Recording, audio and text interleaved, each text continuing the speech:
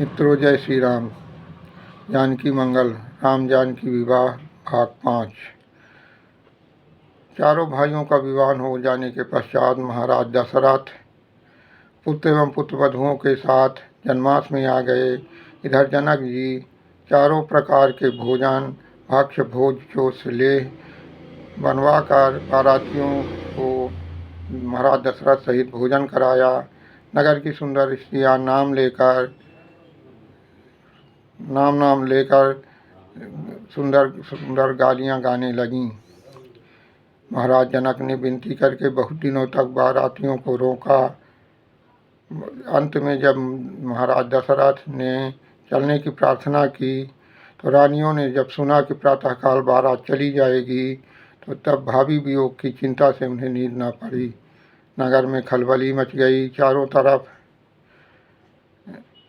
रामचंद्र जी की चर्चा होने लगी। महाराज जनक ने बारात चलने का सारा सामान सजाया। सास में आरती उतार कर निछावर करती शामली मूर्ति को देख कर हृदय में आनंदित होती। वे जानकी जी के सहित सभी पुत्रियों को अपने अपने पतियों को सौंप कर हाथ जोड़ती श्री रामचंद्र जी को निहार कर उनसे विनय करती, हे तात, अब हमारे प्रति स्नेह छोड़िएगा नहीं।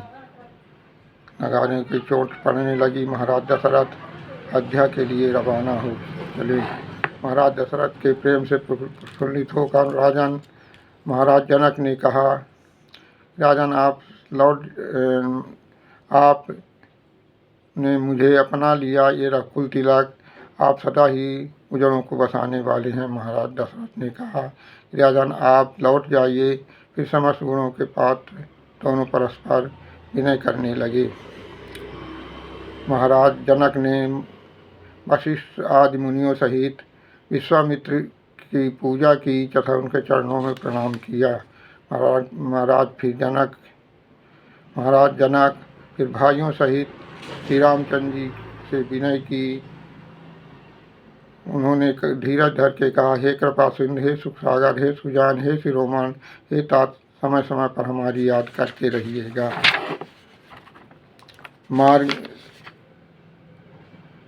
यह सब प्रार्थना करके मन में धैर्य धारण कर महाराज जनक अपने नगर को लौट आए। मार्ग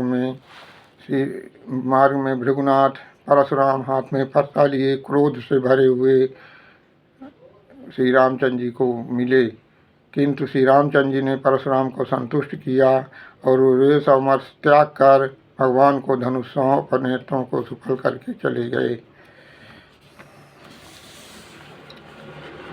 इस प्रकार पुत्रों का ब्याह करके उन्होंने महाराज दशरथ ने संसार में अपने यश का विस्तार किया। रास्ते में सुख देते हुए अपने राजधानी अयोध्या को लौट आए। अयोध्या आने पर नगर में कोलाहल हो गया। समस्त स्त्री पुरुष आनंदित हो गए। घाट और बाट द्वार बाजारों को सजाया गया। सुंदर चौक पूरकर कलश और ध्वजाएं सजाई गई। सभी माताएं कौशल्या, सुमित्रा, कैकेयी ने आरती सजाकर श्री रामचंद्र जी सहित चारों भाइयों का दर्शन किया।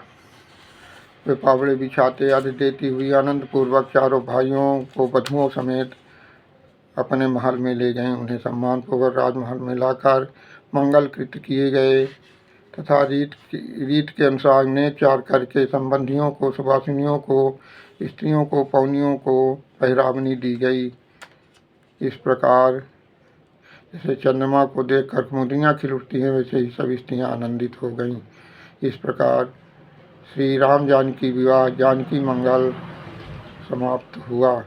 धन्यवाद। अगले अंक में हम आपको कोई एक नया ग्रंथ फिर से